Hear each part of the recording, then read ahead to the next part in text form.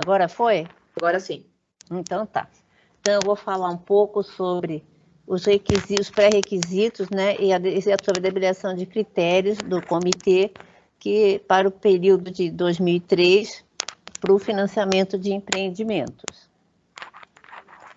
Então, como a Bia já falou para todos vocês, né, o que é referência para o nosso trabalho é o plano da bacia do Alto Tietê, e que define ele tem toda uma história de como é a bacia, de como está a situação de quantidade de água, de qualidade, e ele traz no seu bojo quais ações são necessárias para o período de duração do plano e em que momento essas ações devem ser executadas. Então lá vai ficar o que a Bia já falou, que é o PAPI, que são quais as ações e qual a necessidade de investimentos para aquele momento. E temos também o relatório de situação dos recursos hídricos da bacia do Alto Tietê. O que é esse relatório? Ele, vamos dizer que faz um monitoramento do plano. Ele apresenta a situação de qualidade e quantidade anualmente, como que foi essa evolução, analisando um período de 5 anos, e faz uma avaliação de quais ações foram desenvolvidas no período. E permite que, em função dos empreendimentos aprovados, das novas situações que surjam na bacia, de eventuais ocorrências, que o plano de aplicação seja alterado. Então, a alteração se dá sempre no relatório de situação, que é um instrumento legal definido para essa finalidade. Então, aqui a gente tem um demonstrativo de como é que está estabelecido no plano de bacia o plano de aplicação e programa de investimento para o período 2020-2023. Então, estão aqui todos os PDCs, que são os Programas de Duração Continuada, estabelecidos pelo Plano Estadual de Recursos Hídricos. Então, essas são as questões básicas para a gestão de recursos hídricos no estado de São Paulo, e as ações das bacias devem estar em consonância com esses programas. Então, aqui, para cada PDC, há uma série de sub-PDCs que dão mais exatamente quais são os tipos de temas que a gente tem para serem financiados pelo FEHIDRO. Então, eles vão de 1 a 8, né, e cada um tem uma série de sub-PDCs. E aqui, dentro do plano da Bacia do Alto Tietê, foram definidos os investimentos em cada um dos sub-PDCs, se for o caso de contemplar todos. Aqui, no caso, não contemplou alguns, e como se distribui ao longo dos anos. Então, a gente tinha um total de 152 milhões lá em 2020, em 2021, 53 milhões, em 2022, 52 milhões, em 2023, 48 milhões. É uma previsão do que seria arrecadado com a cobrança e do que seria recebido da compensação financeira. Então, esta era a situação que a gente tinha para 2020 e 2023. Aí o que acontece? Essas ações são avaliada sua evolução anualmente. Então aqui tem um exemplo, né, de algumas ações que foram financiadas pelo comitê, qual a situação aqui dos recursos financeiros planejados, dos recursos aplicados no ano, aqui temos qual foi a fonte de recurso e qual a situação daquele empreendimento. Bem, agora começa. Desliguei o telefone na cara da pessoa. Então, a gente tem aqui o acompanhamento das ações que foram financiadas. A partir disso, é possível fazer a revisão das ações do plano, do programa de investimento para o ano seguinte, e isso vai tudo constar no relatório de situação. Aqui a gente já tem a atualização que foi feita. Espera só um pouquinho que eu vou falar que eu não posso atender, desculpe. Oi, André, não posso atender agora que eu estou fazendo uma apresentação. Depois te ligo. Tá, tchau, desculpe. Oi, gente, desculpe. Então, aqui a gente tem qual foi a revisão das ações para 2022 e qual a revisão das ações para 2023. Então, o que a gente tem em 2023 é um total de uma previsão de 67 milhões e 500 mil, distribuídos nessas ações aqui. Então, por exemplo, não tem nenhuma previsão para desenvolver ação e legislação, tem a previsão de planejamento e gestão de recursos hídricos, 9 milhões e meio, e a gente tem o detalhamento dessas ações depois deliberação. Então, esse aqui é o planejamento que foi feito para esse ano. Então, a gente vai seguir esse planejamento para poder fazer a destinação dos recursos. O próximo, então, eu vou falar dos pré-requisitos.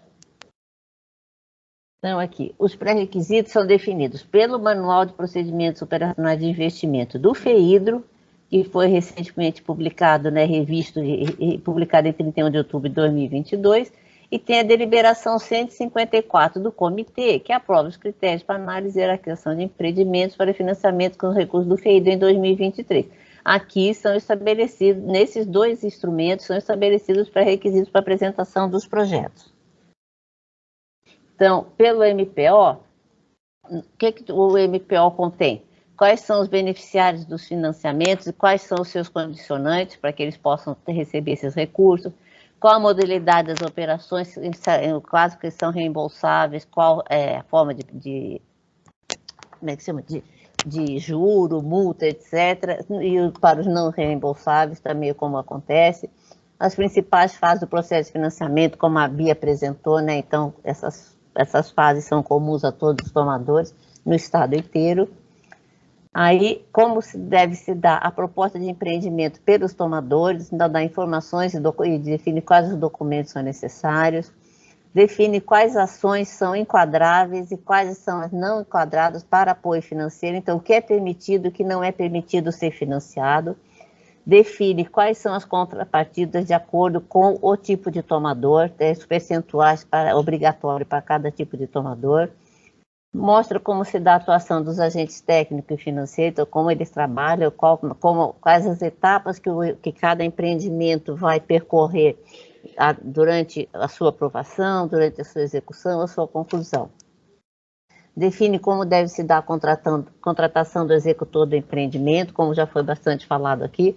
O tomador não executa o empreendimento nem recebe qualquer tipo de recurso. Eu acho que agora o manual está previsto, se eu não me engano, uma cota de administração do empreendimento para o tomador, mas é uma parcela pequena, porque todo o projeto vai ser executado por um terceiro, por meio de licitação pública.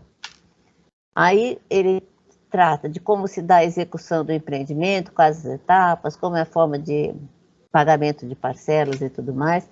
Define os tipos de pareceres emitidos pelo agente técnico, então tem uma série de pareceres padrão, que são necessários e obrigatórios para o agente técnico, e fala sobre o sistema de informações gerenciais do FEIDRO, que é o SINFEIDRO 2.0, onde todo o processo do empreendimento está registrado. Então, qualquer tipo de ocorrência se dá por esse sistema de informações.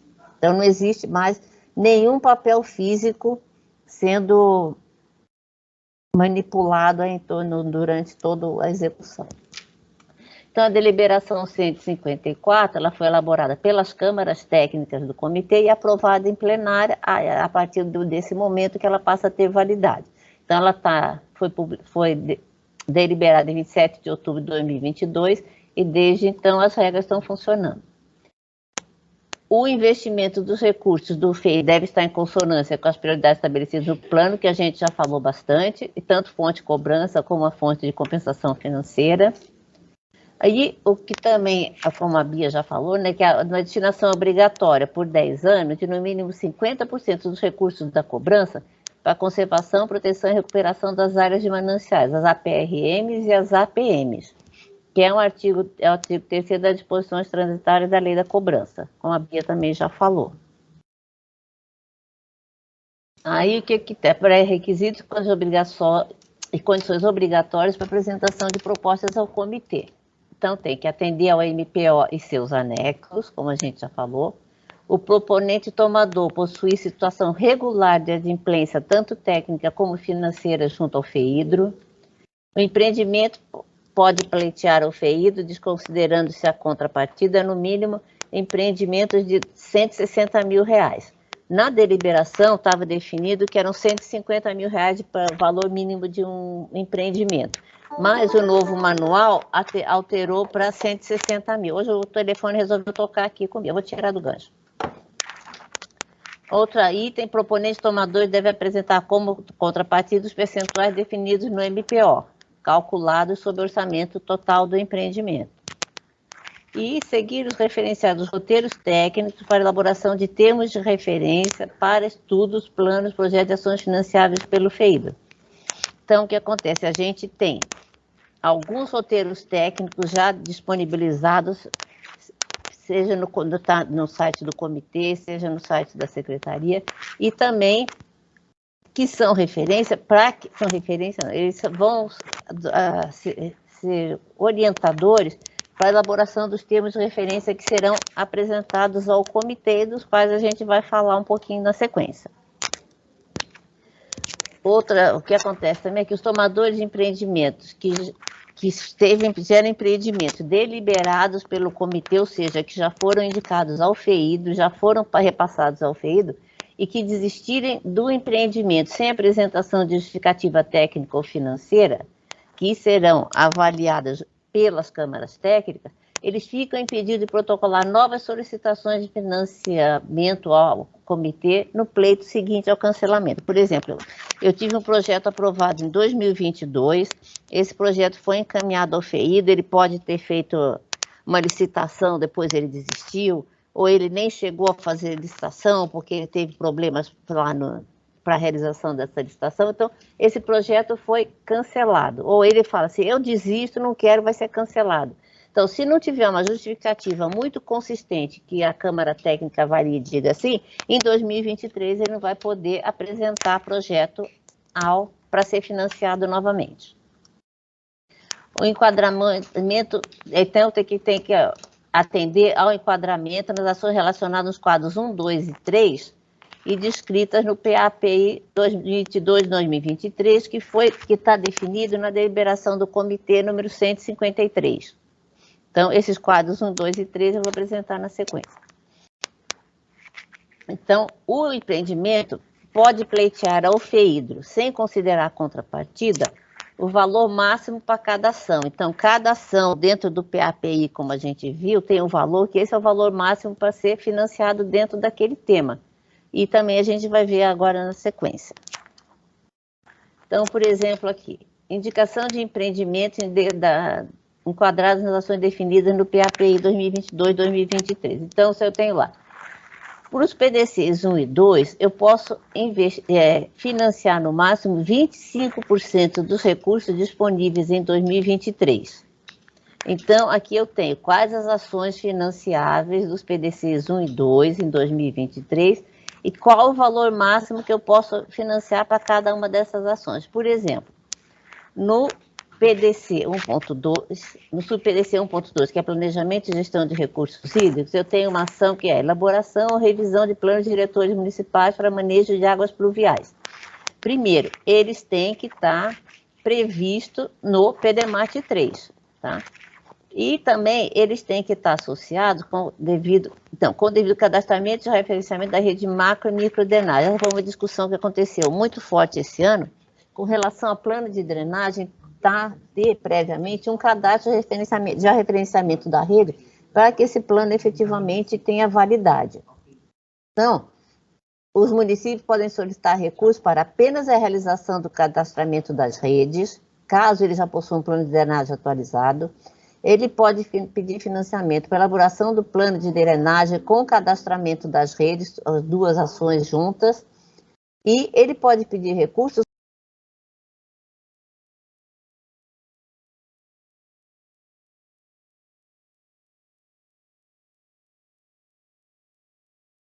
Ficou sem áudio. Laura? Seu microfone fechou, Laura. Precisa abrir o microfone de novo. Fechou sozinho, ó. Sozinho. Eu não fechei, não. Parou onde? Perdeu alguns segundos. Ah, então tá bom. Então, para esse tipo de ação, estão previstos 7 milhões de reais. Ou seja, se eu tiver empreendimentos que somam 18 milhões, eu só vou poder financiar até 7 milhões nessa ação. Então, eu posso, nos 7 milhões, contemplar um único projeto, caso esse projeto tenha um valor elevado, ou posso financiar 2 ou 3 projetos que somem 7 milhões. E, por caso, eu tenho um projeto de 10 milhões e como só permite 7, o que a gente faz normalmente, a gente conversa com o tomador se tem condições de adequar esse projeto para os 7 milhões, de modo que não seja perdido, sendo ele o melhor colocado dentro daquela ação. Aqui, por exemplo, elaboração e revisão do plano de manejo das unidades de conservação, 1.250.000. Então, eu vou financiar até esse valor. E assim sucessivamente para as várias ações que estão previstas. Identificação de áreas para implantação de novas unidades de conservação. Sempre, qualquer empreendimento para ser financiado pelo FEIDO, ele tem que visar conservação e proteção de recursos hídricos. Seja projeto de educação ambiental, seja projeto de resíduos sólidos, projeto de saneamento, sempre o foco do FEIDO é conservação e proteção dos recursos hídricos. O SUB-PDC 2.2, que outorga direito de uso dos recursos hídricos, tem previstas ações de incentivo ao cadastro ou outorga para usuários de recursos hídricos não cadastrados ou outorgados, regularização dos usuários e manutenção de banco de dados atualizado e completo, com 1.250.000. Outra ação é estruturação da fiscalização e de instrumentos para coibir a implantação de poços irregulares, sobretudo nas áreas com elevados índices de exploração das águas subterrâneas, 1.250.000. Então, como vocês podem ver, são ações que são importantes na bacia do Alto Tietê, que são ações prioritárias na bacia, para que a gente possa ter uma melhor gestão de recursos hídricos. Tem um SUB-PDC 2.5, que é redes de monitoramento e sistemas de informação sobre recursos hídricos. Então, ação, implantação, aprimoramento e ampliação de rede de monitoramento integrado, quali quantitativo, ou de quantidade ou de qualidade das águas superficiais e subterrâneas da bacia do Alto Tietê, com valor de 3 milhões. Aqui vale esclarecer que o financiamento era para redes de monitoramento implantadas e redes de monitoramento contínuo. Eu, no caso, sei lá, eu quero fazer um monitoramento de 3 meses, numa determinada bacia, a partir desses dados de 3 meses eu fazer um estudo, isso não é considerado rede de monitoramento nem sistema de informação. Então, eu tenho que ter uma rede que opera, que seja fixa e contínua, com dados de para vários momentos, e esse caso vai ser financiado. E o que precisa garantir é que depois que tendo o projeto aprovado, mesmo que a rede seja já existente, o tomador tem que garantir a continuidade desse serviço. Para qualquer uma das ações, qualquer um dos empreendimentos, ele tem que mostrar que esse projeto tem sustentabilidade, que ele vai continuar depois do financiamento concluído. Então, vamos aqui para o próximo.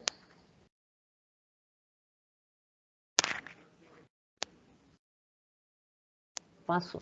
Então, agora, para os PDCs, 3, qualidade das águas, 4, proteção dos recursos hídricos e 7, drenagem de eventos geológicos extremos, eu tenho que investir no mínimo 65% dos recursos disponíveis para estes sub-PDCs e essas ações aqui elencadas. Aqui também estão definidos os valores máximos. Então, para esgotamento sanitário, elaboração de projetos básicos e ou executivos, execução de obras para implantação de sistema de coleta, transporte e tratamento de esgotos. Ou também para esgotamento sanitário, substituição das fossas rudimentares e outros métodos impróprios de esgotamento sanitário existentes por unidade de saneamento individual nos núcleos isolados pouco adensados, com devido cadastramento e capacitação dos usuários. 2,5 milhões. Então, são as ações para esgotamento sanitário. Para manejo e disposição de resíduo, é para qualquer atividade dentro do sistema de gestão de resíduos sólidos, mas desde que haja comprometimento dos recursos hídricos. Então, a minha situação de resíduo que eu pretendo corrigir deve estar afetando de alguma forma o recurso hídrico próximo. Então, se eu vou fazer uma coleta seletiva numa área que não tem nada de recurso hídrico próprio, aquilo não é carreado para recurso hídrico, isso não vai ser permitido. Então, esses projetos de resíduos sempre causam bastante dúvidas e bastante problema na sua aprovação junto ao agente técnico, porque tem que estar muito bem comprovado esse comprometimento do recurso hídrico. Um outro sub-PDC é intervenções em corpos d'água, que é a ação e elaboração de projetos básicos executivos, execução de obras para recuperação ou renaturalização de corpos hídricos, principalmente em áreas de mananciais. como foi até colocado aí pelo prefeito, pelo secretário executivo e pelo Hélio no inicial, isso é uma nova visão que a gente tem de parar com a história de vamos só apenas canalizar córregos, fechar córregos e vamos buscar integrar os corpos hídricos à população, àquele ambiente. Então, a gente tem previsto 3 milhões. Soluções baseadas na natureza também é a implantação de ações previstas nos planos de manejo das unidades de conservação que resultem em benefícios à qualidade e quantidade das águas. E recomposição vegetal em áreas de proteção permanente, vadas e áreas de mananciais, com 5 milhões. A ação referente à proteção de mananciais é a implementação do plano de sinalização e identificação visual das áreas de mananciais dos municípios do Grande ABC. Foi concluído um projeto em que foi feito um plano de sinalização e identificação visual dessas áreas. Então, o plano já está realizado, então não adianta apenas fazer o plano, a gente precisa fazer o plano funcionar, sair do papel. Então, essa é uma ação que visa a implementação desse plano já elaborado e financiado pelo comitê. E temos ações estruturais de micro e macro drenagem para mitigação de inundações e alagamentos. Então, elaboração de projetos básicos executivos e execução de obras previstas nos PDMATs, com 6 milhões. E esse é o PDC 3, 4 e 7, com investimento de no mínimo 65% dos recursos. E, finalmente, tem o PDC 5, Gestão da Demanda, e o 8, Capacitação e Comunicação Social, que é um investimento de, no máximo, 10% dos recursos disponíveis. Então, as ações são controle de perda em sistemas de abastecimento, ação do subPDC controle de perda em sistemas de abastecimento e execução das ações estruturais para a redução de perdas no sistema de abastecimento público, desde que previstas em plano de controle e redução de perdas. Então, só vou poder financiar ações estruturais se eu tiver um plano de controle e redução de perdas aprovado e atualizado. 6 milhões. Aí vem a ação, o SuperCK 8.1, capacitação técnica, planejamento e gestão de recursos hídricos, que a ação é curso de capacitação da população rural em técnicas de irrigação e boas práticas agrícolas, que se refere aos recursos hídricos. Vocês estão vendo que sempre a gente reforça a necessidade da relação com o recurso hídrico. E outra ação é o curso de capacitação em boas práticas agrícolas para redução da contaminação e geração de cargas difusas, cada uma com 500 mil, né? E o SubPDC 8.2, Educação Ambiental vinculada às ações dos planos de bacias hidrográficas, que é a promoção de campanhas de conscientização da população quanto à necessidade de ligação à rede de esgotamento sanitário. Então, se somarmos todos esses valores máximos aqui elencados, a gente vai chegar naquele valor que foi previsto lá para aplicação em 2023. Daí a necessidade de se manter, obedecer a esses valores. Laura, com Oi. relação às ações financiáveis, temos uma pergunta aqui no chat do Fábio.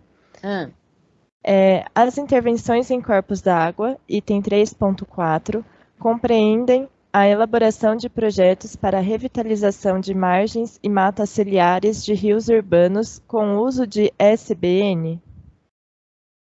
É solução baseada na natureza, né? Prevê sim, então, essa que é a nosso objetivo, né? Que é você buscando soluções baseadas na natureza, seja criar, por exemplo, áreas de infiltração, fazer como é que chama? Repovoamento vegetal, tudo isso, é uma ação que está aqui prevista nesse tipo de ação, que é a 3.4 e a 4.2. Isso. Ô, Laura, eu queria complementar nessa questão. Fábio, quando fala de compreende a elaboração de projetos, tanto no 3.4 quanto no 4.2? 4.2 é específico de ações de plano de manejo de unidade de conservação, né? Mas que eu acho que aí não é o caso que ele está falando. Não, mas tem a recomposição vegetal. Da recomposição vegetal, isso. Aqui não é projeto, assim, para estudos, tal. Aqui já é ou a pedido de projeto básico ou executivo para fazer a recuperação e a renaturalização de um corpo hídrico. Então, projeto não inclui ali estudo de viabilidade, nessa parte do planejamento, né? Já é o projeto básico executivo para a recuperação e renaturalização de um corpo hídrico. E na parte de recomposição vegetal também já é ação de recomposição. tá? Não é pensar em qual área precisa, um levantamento de aonde precisa recomposição vegetal, não, é ação de plantio mesmo, tá? Para poder fechar aí tá o claro, entendimento. Às vezes coloca projetos, né, da margem, pode ser projeto básico executivo, pode ser projeto ali, o estudo, o planejamento.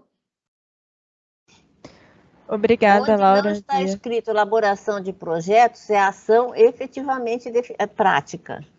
Porque a gente tem lá, a elaboração de projetos, aí tem entre parênteses, ó, básicos e o executivo, tá? Então já é algo mais ali, indo para a parte estrutural, não é a parte de planejamento, de diagnóstico, de estudo, tá bom? O Fábio colocou aqui que entendeu e que ficou claro. Temos uma outra pergunta aqui do Gustavo. Eu vou ler para vocês, que tem relação às ações financiáveis. A gestão de perdas pode contemplar um plano de substituição de hidrômetros para melhoria na medição de consumo, com a finalidade de reduzir a submedição? Então, o plano de a redução de perdas, se ele tiver um plano que prevê a necessidade de substituição de hidrômetros para controle dessas perdas, isso é considerado uma ação estrutural, então é financiável. Certo, Bia? Obrigada, Laura. Certo, Laura. Temos uma outra pergunta aqui da Juliana, da Prefeitura de Mauá. A implementação do plano de sinalização e identificação visual nas áreas de mananciais é direcionada ao consórcio intermunicipal ou é para cada município? Não, a partir do momento que esse plano foi feito o consórcio intermunicipal foi quem foi o tomador do projeto para a realização do plano. O plano definiu essa área que vai ser sinalizada. Eu acho que na hora de execução do plano, você pode ter, a Prefeitura de Mauá pode se associar, pode trabalhar junto com o consórcio, então é uma questão de definir um tomador, mas atender ao plano. Eu acho complicado cada um começar a fazer ação separada. Então, porque se já existe um modelo de placa, qual área vai ser sinalizada, como vai ser sinalizada em cada local. Então, o ideal é que esse plano seja atendido em sua íntegra para ter resultado, porque se começa cada um a fazer do seu jeito, fica complicado, né? Então, é com relação ao plano atender ao plano que já foi feito. Isso, Laura. E aí, indo para o consórcio, né, representando aí todos os municípios para a continuidade desse plano. Tá, Juliana? Então, a ideia, claro, eventualmente, dentro aí no âmbito dos municípios, pode-se pensar em algum outro tomador, mas como que por exemplo, a Prefeitura de Mauá, né, vai executar as ações no município de São Bernardo, por exemplo? Por isso que a figura ideal aí entra na figura do consórcio, né? Que facilita muito a coisa. Obrigada, meninas. A Lívia Rosseto colocou aqui no chat. Mauá já está inserido no projeto no plano de sinalização pelo consórcio, que foi o que a Bia e a Laura comentaram também. Por enquanto é isso. Obrigada. Então vamos continuar? Então eu terminei aqui. Então, continuando aí com os pré-requisitos. Cada proponente pode inscrever até 5 propostas de empreendimentos, mas apenas 3 poderão ser indicadas. Há mais caso, depois da hierarquização, da indicação, ainda sobrem recursos, um mesmo proponente pode ter até o 4º ou 5º empreendimento contemplado também. Tudo isso vai depender da disponibilidade de recursos depois como é que se diz? Da hierarquização de todos os empreendimentos. Não tiveram empreendimento que contemplaram todo o valor disponível. Então, vamos analisar esses outros que sobraram.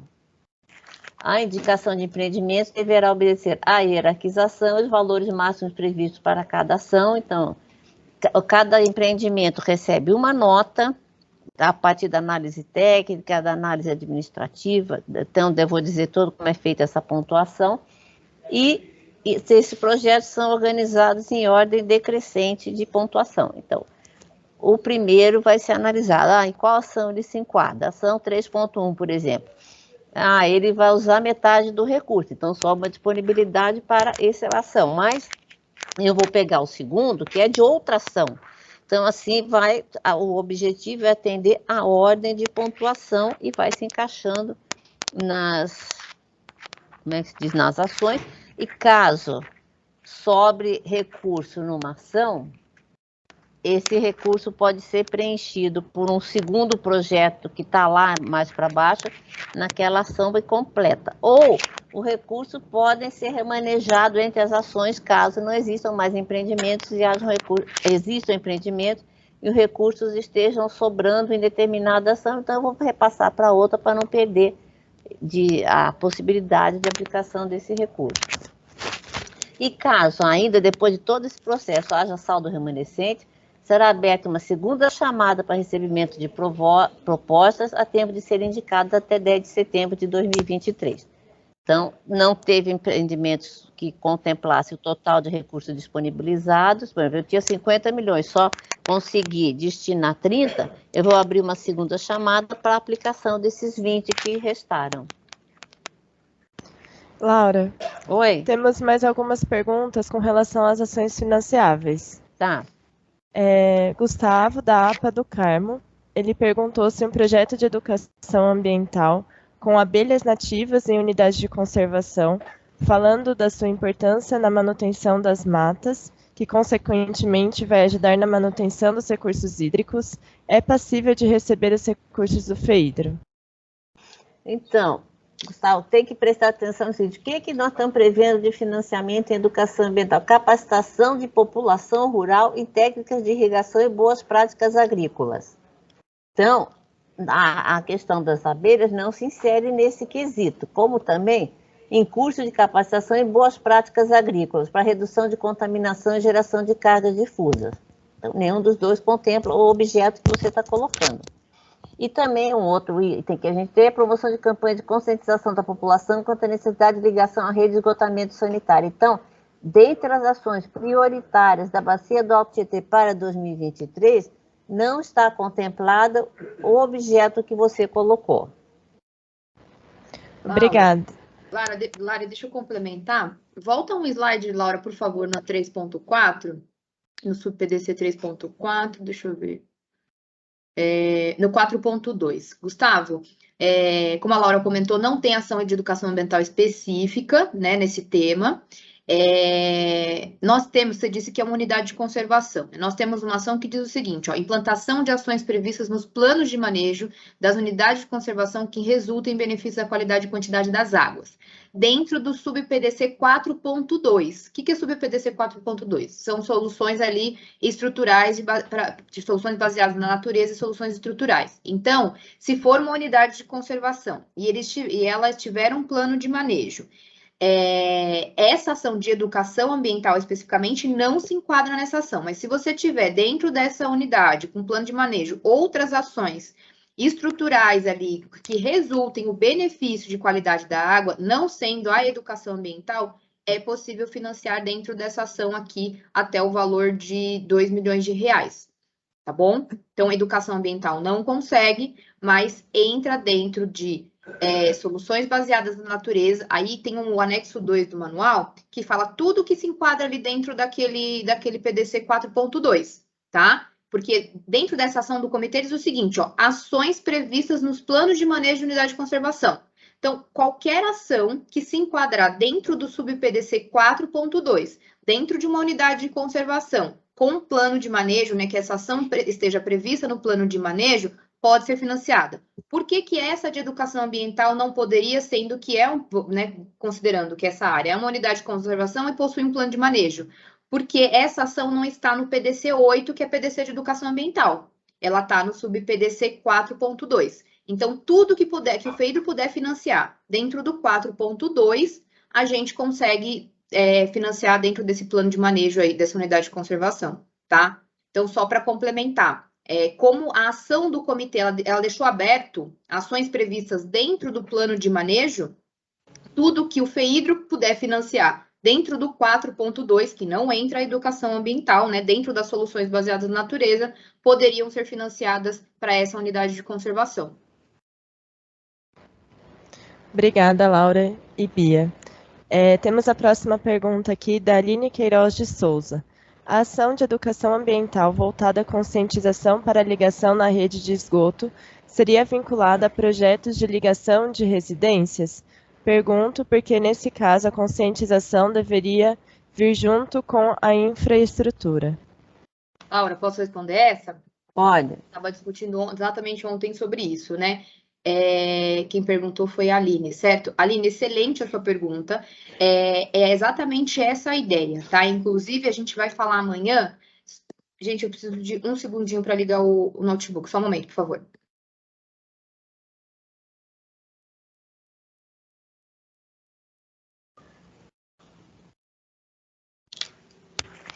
A bateria descarregou e eu não percebi. Amanhã vai falar sobre o projeto de educação ambiental, né? E é super importante a parceria do tomador, que pode ser, né, o município ali, com a concessionária de saneamento nesse projeto. Por quê? Justamente isso que você falou, né? No projeto pode entrar com a parte de conscientização, né? E aí a concessionária, o próprio município verificar a possibilidade de vir a parte da infraestrutura para fazer a ligação. Porque qual que é a ideia, né? Então, para um projeto desse tipo, precisa, no diagnóstico e na justificativa, apresentar dados do saneamento ali naquela região. Então, por exemplo, no município X, tem um bairro que tem 1000 ligações factíveis, né? Ou seja, existem 1000 residências ali que a rede de esgoto passa na frente da casa da pessoa e ela não está conectada. Então, esse trabalho, né, esse projeto vai ser de ir porta a porta, de conscientizar, né, de conversar com essas pessoas para que elas se conectem à rede. Tá, mas aí, pensando na população, a partir daquele momento ela vai começar a pagar o esgoto, né? Então, tem todo um trabalho de conscientização ali. Mas aí precisa fazer alguma instalação predial ali para fazer isso. E aí é importante vir, então, a parceria com a concessionária e do próprio município para fazer essa instalação. Dentro do projeto é educação ambiental, mas é fundamental ter essa parceria para que tenha resultado efetivo o projeto. Então, olha, o FEIDRO está fazendo custeando a equipe para fazer o porta a porta, para fazer essa conscientização. Conscientizei o morador falou, não, eu vou conectar. E aí vem a parceria com a concessionária para ela fazer a instalação, ou o próprio município, enfim, fazer essa instalação para que, olha, então dentro do projeto, a meta era conscientizar tantas pessoas, né? E aí conseguimos X conexões na rede, né? É fundamental a parceria nesse tipo de projeto, tá? Obrigada, Bia. Com relação à pergunta anterior, o Gustavo, da APA do Carmo, colocou: o problema é que a APA do Carmo não tem plano de manejo. Ok, obrigado, uma pena. E a Aline também complementou: que os planos de manejo à educação ambiental é transversal a diferentes programas. Ela pode estar no programa de interação socioambiental, de fiscalização, etc. É uma pena não poder estar contemplada na ação ligada aos planos de manejo das UCs. Vocês gostariam de comentar mais alguma coisa sobre o assunto? Temos uma outra questão aqui no chat também. Pode prosseguir, Lara. É um comentário da Aline, né, falando a questão do plano de educação ambiental. Finalizando, né, essa parte do 3.4 é aquilo, dentro de uma unidade de conservação instituída aí na lei do SNUC, né, tendo o plano de manejo, poderíamos financiar qualquer ação dentro do que está previsto no rol do sub-PDC 4.2, que infelizmente não entraria educação ambiental. Obrigada, Bia. A próxima pergunta é do Rodrigo Rezende. No item 3.4, intervenção em corpos hídricos, a canalização aberta de córregos é contemplada? A canalização de córregos não entra no PDC 3, ele entra no 7.1, que são as ações de micro e macro drenagem. Então, a canalização vai ter que ser parte de um projeto do plano diretor de drenagem, né? E que não vai acarretar mais problemas a jusante. Então, ele tem que ser uma solução que não seja mais impactante do que o que tentou resolver. Porque às vezes você faz uma canalização num determinado trecho e você joga o problema para cima, ou você joga o problema para baixo. Então, tem que estar previsto no PDMAT, né, no caso do Alto Tietê, e é item 7.1. Obrigada, Laura. E uma última pergunta que temos aqui é do Leandro Vada. Por gentileza, poderia explicar melhor o que se enquadra em soluções, projetos estruturais? Onde que ele viu isso?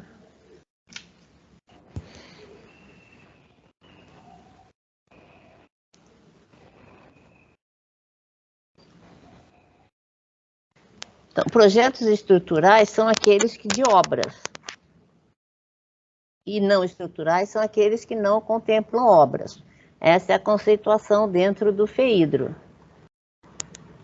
Agora, o que ele quer falar com soluções? Você está aí presente? Leandro?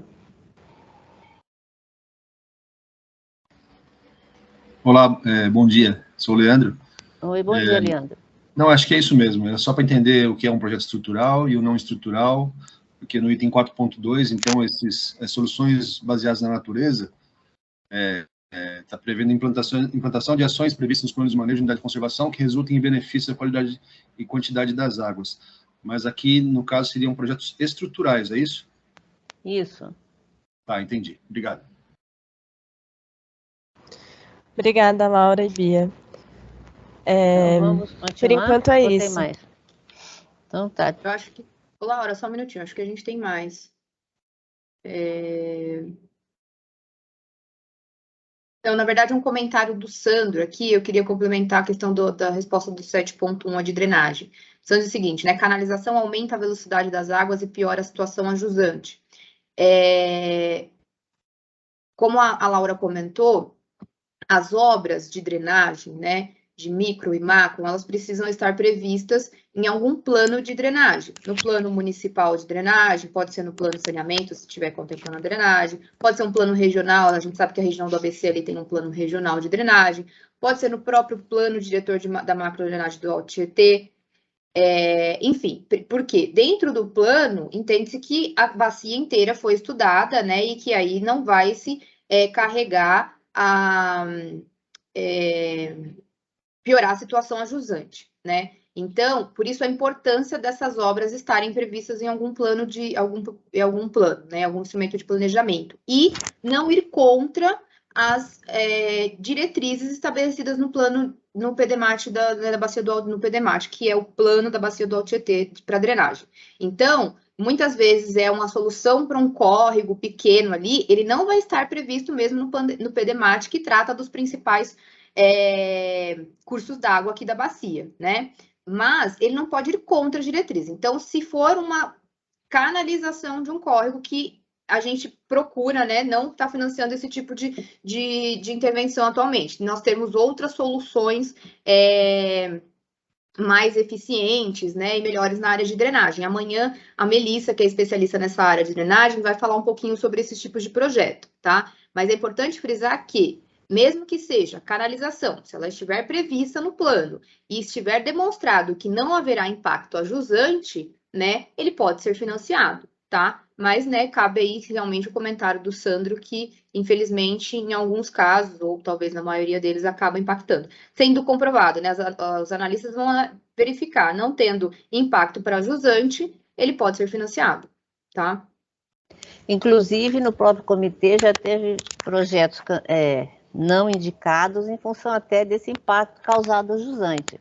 Por isso que a gente bate muito firme na tecla de buscar outras soluções que não sejam tão impactantes e que sejam mais naturais. Tá? Então, vamos continuar? Vamos, Laura. Deixa eu ir lá para frente. Já falamos aqui. Então, aqui mais uma regrinha que a gente tem é que, caso sejam utilizado todo o recurso disponível para 2023 e alguns projetos não sejam contemplados, né, será constituído um banco de empreendimentos com aqueles que foram hierarquizados, mas não indicados por falta de recursos. E se houver algum outro novo recurso disponibilizado ainda em 2023, por algum ajuste de saldo, cancelamento de projeto, que às vezes o FEIDRO disponibiliza esses valores antes do término da indicação, esses projetos serão considerados e podem vir a ser contemplados. Tá? E esse banco de empreendimentos não será considerado para exercícios posteriores a 2023, então ele só vale para o ano de 2023. Não serão financiados empreendimentos que deem continuidade a outro ainda em execução. Então, se eu tenho um projeto que está em andamento, por exemplo, eu realizei metade do projeto e vem um empreendimento que é sequência daquele, e enquanto aquele primeiro não estiver concluído, o segundo não poderá ser financiado. E outra cláusula que tem é que se eu tenho algum empreendimento cujos resultados não tenham sido adequados, alcançados da melhor forma, não tenha atendido ao objetivo a que se propôs, ou caberá ao comitê decidir, por meio das câmaras técnicas, se vai refinanciar ou não esse empreendimento. Então, é uma coisa que a gente não quer fazer, a gente quer que a gente está até trabalhando para que os empreendimentos alcancem seus resultados e tenham os melhores produtos, inclusive para que o recurso seja aplicado da melhor forma possível. Nós estamos tratando de recurso público, a gente tem que ter resultado com o recurso que foi aplicado. Tá. Então, agora mudando de pouquinho de assunto, nós vamos falar dos prazos e critérios para análise e hierarquização dos empreendimentos, já atendendo a pergunta que foi feita aí lá no começo. Então, aqui a gente tem como se dá o processo de avaliação das propostas, né? Então, são 15 etapas. Então, a primeira etapa é o cadastramento das propostas exclusivamente para o e-mail do comitê, que é feito pelos proponentes tomadores. Então, o e-mail do comitê é comitê@sp.gov.br. O segundo item, a FABAT verifica se foi cumprido o disposto no parágrafo 3º do artigo 8º da deliberação 154. Agora eu esqueci o que fala esse artigo. Bia, deu branco e eu consultei isso ontem. Laura, esse aí é a parte da documentação técnica, né? Ah, tá. Que a gente faz aquele primeiro cumprimento, aquela primeira verificação. A checagem, se o tomador esqueceu de mandar algum documento, né? Então, dá a oportunidade aí de... Depois, né? Tá na sequência, né? De 2 dias aí para complementar. Mas a gente faz a checagem ali, se ele preencheu minimamente os documentos técnicos. A documentação que é exigida. A documentação mais administrativa é aquela cronograma, TR e planilha, né? Isso. Então, a terceira etapa são divulgados os empreendimentos considerados não habilitados, ou seja, aqueles que não apresentaram toda a documentação, por isso que também é checado pela FABAT. Uma quarta etapa é a possibilidade do tomador apresentar recurso ou complementar os documentos faltantes em até 2 dias úteis a partir da etapa 3. Quem vai fazer isso são os proponentes tomadores. Uma quinta etapa é o julgamento dos recursos pelas câmaras técnicas e depois vai divulgar esse julgamento dos recursos, quem foi habilitado e não habilitado a partir dessa complementação. A FABAT que faz isso. Depois vem uma etapa 7, que é a análise das propostas e solicitação de esclarecimentos e complementações de conteúdo, se necessário, que é feito pela FABAT e o conjunto das câmaras técnicas, que é a etapa que mais requer tempo, porque é um trabalho bastante exaustivo e bastante detalhado, para que se tenha melhor qualidade de projetos e melhor conteúdo. Aí vem a etapa 8, que é atendimento aos esclarecimentos e complementações de conteúdo e submissão da proposta corrigida. Então, as câmaras técnicas avaliam os empreendimentos, fazem uma lista do que não foi atendido, do que precisa atender, do que precisa ser melhor esclarecido, do que pode não ser financiável, se precisa de algum ajuste em algum documento, em algum cronograma no TR. Então, é feito um relatório disso e encaminhado aos proponentes tomadores, e eles vão ter um tempo de complementar tudo que foi colocado. Depois vem a análise, pontuação e hierarquização das propostas, que é feito pelo conjunto das câmaras técnicas e pela FABAT. Uma etapa 10, que é a divulgação das propostas não habilitadas e a hierarquização das propostas habilitadas, feita pela FABAT. Aí o tomador novamente tem a possibilidade de apresentação de recurso à hierarquização em até 2 dias úteis, ele não concorda com aquela pontuação que ele teve, ele acha que ele tinha que estar melhor colocado. Ele vai lá apresentar um recurso e o conjunto das câmaras de AFABAT vão fazer o julgamento e vão divulgar o resultado da análise desses recursos. O item 13 é solicitar aos tomadores que incluam a documentação no final no sistema do FEIDRO, a AFABAT que vai fazer essa solicitação. O item 14 é a entrega pelo SimFEIDRO da documentação prevista na etapa anterior no prazo estabelecido pela AFABAT. Então, os proponentes tomadores vão fazer essa inclusão no SimFEIDRO. E a última é a apreciação e aprovação da liberação de indicação do PEIDRO pela plenária do comitê. E o que acontece? Caso os tomadores não apresentem as complementações solicitadas na forma e no prazo estabelecidos durante o processo de avaliação, essa proposta será eliminada do processo, ou seja, ela será não habilitada. Laura, oi. Antes de prosseguir, volta no slide, por favor. Queria comentar que esse processo, né, todo que a Laura comentou, aí, desde o cadastramento das propostas pelo tomador, né, que o prazo é até 31 de janeiro, e a aprovação pela plenária do comitê são 4 meses, né, porque o plenário do comitê precisa indicar os projetos ao FEIDRO até 31 de maio. Então, todo o processo no âmbito do comitê, de análise, de solicitação de complementação de recursos, todo esse processo que a Laura explicou aí em 15 etapas, né, ele se dá em 4 meses, tá? Do começo de fevereiro até o final de maio. É todo o processo o comitê recebeu 100 propostas, né? E aí fez toda a habilitação, né? Vai indicar 30 destas. Então, esse processo ocorre em 4 meses. Aí a gente tem uma pergunta, Laura. Mas você vai apresentar. O Afonso está dizendo o seguinte: poderia mostrar o critério de pontuação que será aplicado no julgamento das propostas? Você vai mostrar nos próximos slides. Nós vamos falar, né? Eu vou falar ainda para frente. Perfeito. Agora só um pouquinho, faz favor. Então, vamos lá.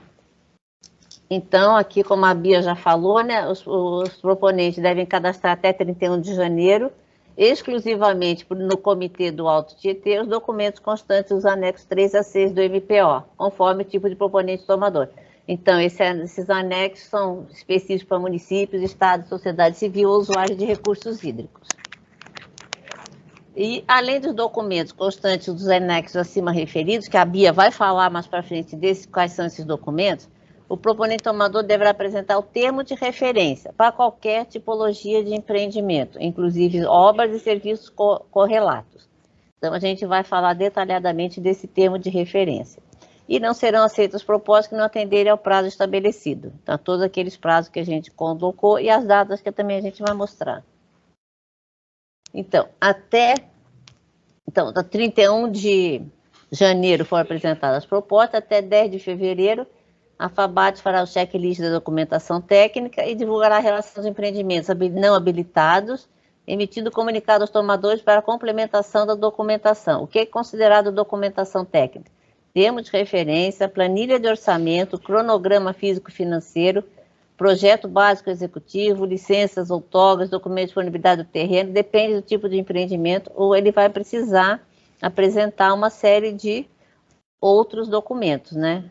Projeto básico executivo é para caso de obras, como a Bia já colocou, caso não tenha licença ou outorga, nesse momento ele ainda pode apresentar o protocolo de licença ou de outorga, que deverá já apresentar o documento final quando o agente técnico for iniciar a análise. Então, é um período curto, então o ideal é que essa licença já exista, que essa outorga também já exista, porque normalmente o prazo para obtenção desses documentos é maior e acaba o empreendimento sendo cancelado e o recurso fica parado no FEIDRO, aguardando uma nova possibilidade de indicação. Então, o ideal é que já venha com a licença emitida e dê a outorga. E uma coisa que a gente vem adotando é que os empreendimentos indicados em 2023, isso está valendo para outros anos anteriores também, e que forem financiados pelo FEIDRO, deverão obrigatoriamente apresentar seus resultados às instâncias do comitê, conforme a convocação da Secretaria Executiva. Então, à medida que os empreendimentos vão sendo concluídos, a gente chama esses tomadores para apresentá-los, para que a gente conheça o produto, ele seja divulgado, ampliado para outros, até que sirvam de referência para novos empreendimentos, outros empreendimentos que venham a ser apresentados. Laura, Oi.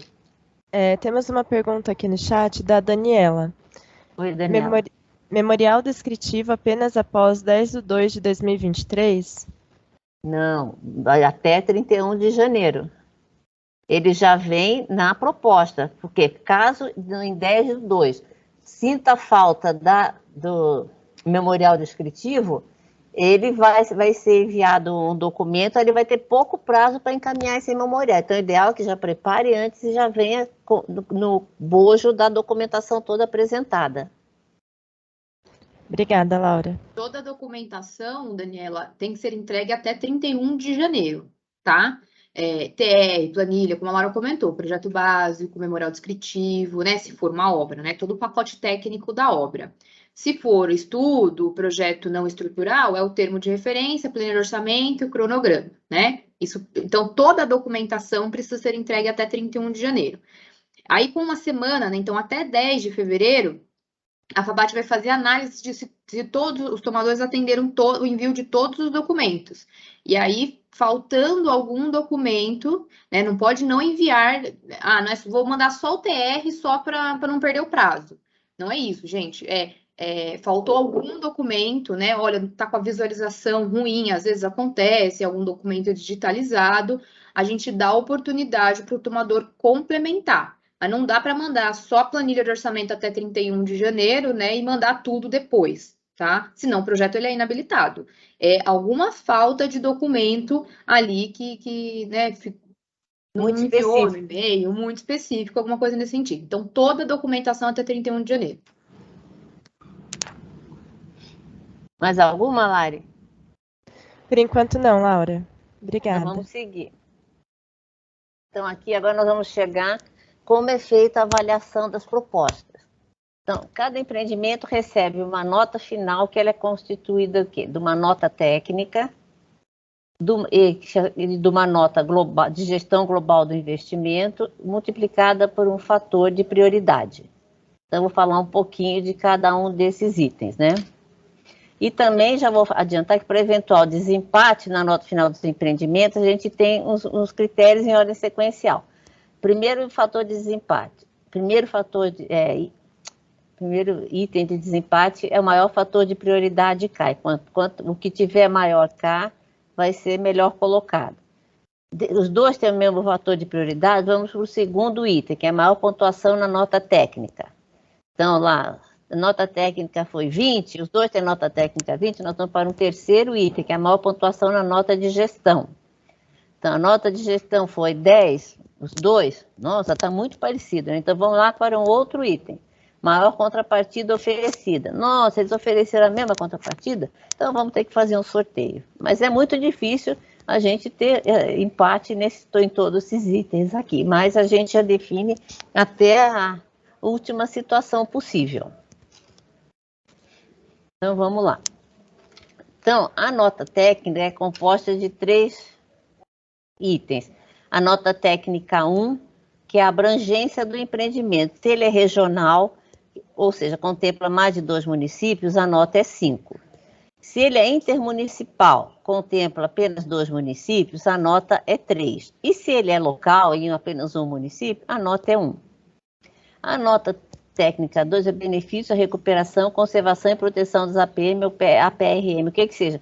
É uma priorização para empreendimentos em áreas de mananciais. Se ele está contemplado integralmente numa área de manancial, a pontuação é 15. Se parte dele vai ocorrer numa área de proteção de mananciais, a nota é 8. Se ele está fora de área de mananciais, a nota é 0. Então, nesse item, a gente vê a grande priorização para projetos em áreas de mananciais, que inclusive a gente tem que ter 50% dos recursos destinados a essas áreas. A nota técnica 3 é a avaliação global em empreendimentos, de acordo com o anexo 2, que a gente vai ver que vale até 30 pontos. Então, a nota técnica total é 50 pontos.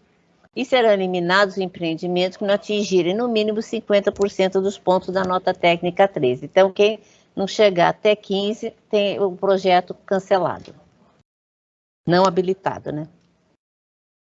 Então, a nota técnica 3, ela tem uma série de itens para avaliação. Então, o primeiro item é a apresentação institucional do proponente. Então, atende integralmente aos requisitos estabelecidos lá no termo de referência ou na deliberação? Então, aqui a gente tem os projetos não estruturais e os projetos estruturais. Então, se ele atende integralmente, a nota é 1, se ele atende parcialmente, é meio, e se ele não atende, é 0. Aí vai assim progressivamente para diagnóstico justificativo, que são os itens do termo de referência.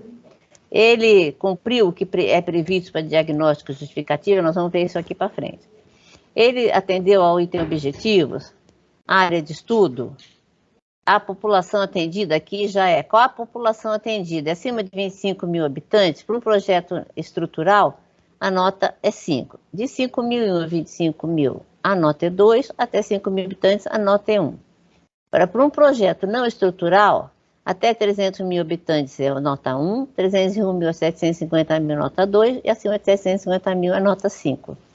Os outros também continuam, não atende integralmente, parcialmente ou não atende aos requisitos, então são metodologias somente para projetos não estruturais, projetos básicos executivos de obras e serviços só para projetos estruturais, parcerias, equipe técnica, metas, ações, indicadores e produtos, resultados esperados. Então, o total da nota técnica 3 é 30. Aí nós vamos para a nota de gestão do empreendimento. Nota global, gestão global do investimento. Então, o primeiro também é constituído de 3 itens. A nota global, gestão global 1, é incentivo para empreendimento na modalidade reembolsável. Então, empreendimento reembolsável é nota 5. Não reembolsável é nota 0. Como a Bia já colocou antes, essa priorização para empreendimentos reembolsáveis na bacia do Alto Tietê. A nota 2 é a avaliação do desempenho gerencial do proponente tomador no comitê, com empreendimentos indicados a partir de 2012, com base no SINFEID. Então, a gente considera um período de 10 anos. Então, se ele não teve nenhuma indicação cancelada desde 2012, ele tem nota 5. Se ele teve até 33% das indicações canceladas, nota 2, e acima de 33% até 66% de indicações canceladas, nota 1, e acima de 66%, nota 0. Ou seja, o cancelamento independe do motivo pelo qual ele ocorreu. O que a gente considera o empreendimento foi cancelado, ponto. Então, quanto mais ele tiver de indicação cancelada, pior a nota, isso aí é péssimo para o comitê. Por isso que a gente se empenha tanto na construção de projetos cada vez de melhor qualidade, que não sejam devolvidos pelo agente técnico, tenham condições de ocorrer sem maiores problemas, para que essa situação não ocorra. A nota 3 é a avaliação do desempenho gerencial do proponente tomador no comitê, com projetos contratados a partir de 2012, com base no SINFEID. Então, a gente pega a situação lá no SINFEIDRO. Então, se não teve nenhum contrato cancelado, o tomador, ele não teve nenhum contrato cancelado, nota 5. Ele teve até 33% dos contratos cancelados, nota 2. Acima de 33% até 66%, nota 1. Acima de 66%, nota 0. Ou seja, uma coisa é indicações canceladas que não chegaram nem a ser contratadas, e outra coisa são os contratos já assinados, efetivamente firmados e que foram cancelados.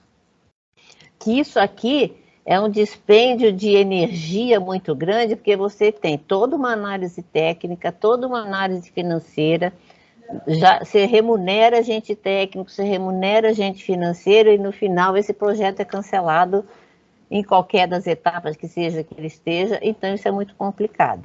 E essa nota global aí é até 15. Laura? Oi? Pedir para a gente acelerar um pouquinho o final da apresentação, para a gente poder cumprir o nosso horário. Estamos em 11h35 para a gente poder terminar o meio-dia, tá bom? Para a gente dar prioridade para o TR. Tá, então, aqui tem o fator de prioridade K, então cada uma das ações tem qual o tipo de prioridade, se é alta, média ou baixa, e quais são os fatores de prioridade. Vou pular isso aqui, que é possível ver lá na deliberação, para acelerar bastante. Então, isso aqui a gente já falou, que os primeiros serão estado em ordem decrescente, seguirão a ordem hierarquizada. Isso aqui a gente já falou, que se tem um empreendimento seja superior ao saldo disponível, a Câmara Técnica pode solicitar ao tomador que ele faça uma adequação do valor de modo que seja possível o financiamento.